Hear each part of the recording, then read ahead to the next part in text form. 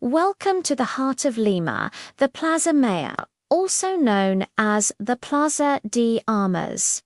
This grand square is not just the city's geographical center, it's the very soul of its history, a place where centuries of stories are etched into the stones and facades.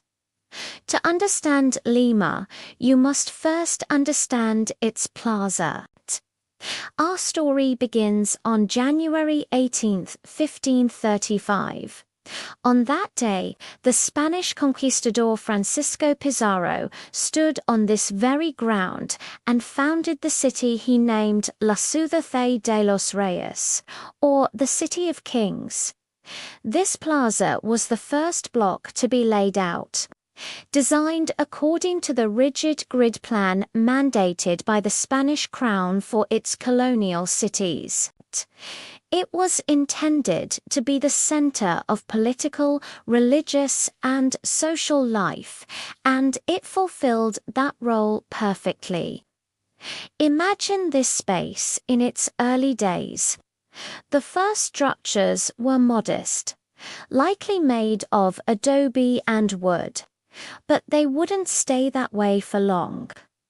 Around the plaza, Pizarro distributed plots of land to his most loyal followers and key institutions. On one side, the land was designated for the Catholic Church, where the first cathedral would soon rise. On another, the seat of government was established, Pizarro's own palace. The city council, or cabildo, was given its own prominent spot, and the remaining sides were filled with the grand homes of the new colonial elite. From its inception, the Plaza Mayor was a stage for the drama of colonial life. It was a marketplace bustling with merchants selling goods from Europe and the Andes. It was a place for grand religious processions, where the faithful would gather to celebrate saints' days with elaborate displays of devotion. But it also had a darker side. It was here that public punishments were carried out, and the infamous autos da fe of the Inquisition were held, serving as a grim reminder of the authorities' power. Over the centuries, the Plaza Mayor has been a silent witness to monumental changes. The original buildings, including Pizarro's palace and the first cathedral, have been rebuilt multiple times due to devastating earthquakes that have periodically shaken Lima.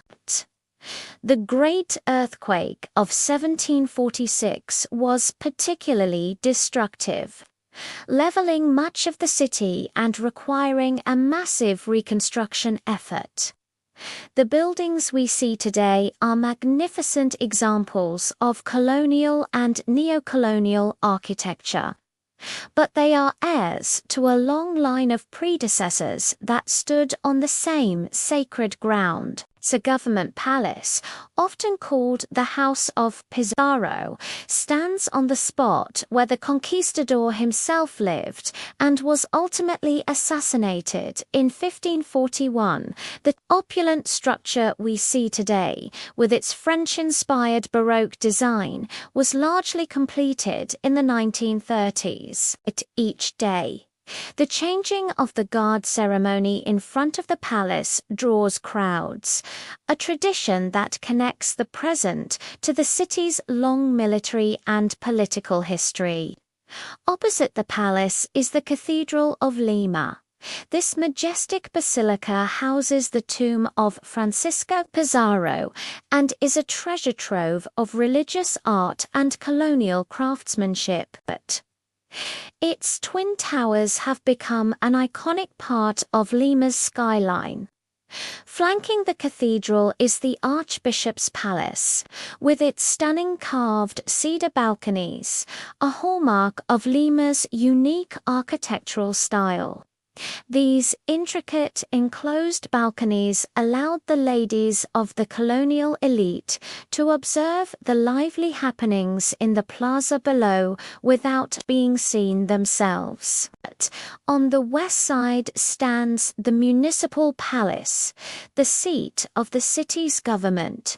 Another beautiful example of neo-colonial design from the 1940s, its elegant arcades and yellow facade contribute to the plaza's harmonious and colorful atmosphere. But the plaza's most significant moment arguably came on July 28, 1821. It was here that General José de San Martin officially proclaimed the independence of Peru from Spanish rule.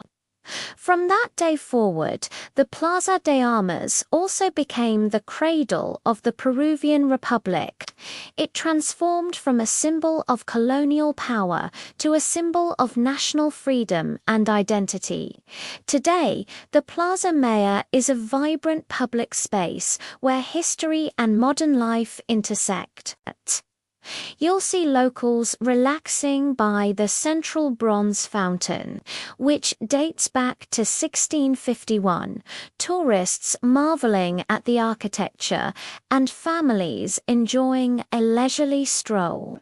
It remains the epicenter of national celebrations, political demonstrations, and cultural events. Walking through the Plaza Mayor is like walking through the pages of a history book. Every building, every balcony, and every stone tells a part of Lima's complex story, a story of conquest and faith, of destruction and rebirth, of colonial rule and the fight for independence. It is the enduring heart of the City of Kings, a place that continues to beat with the rhythm of Peru.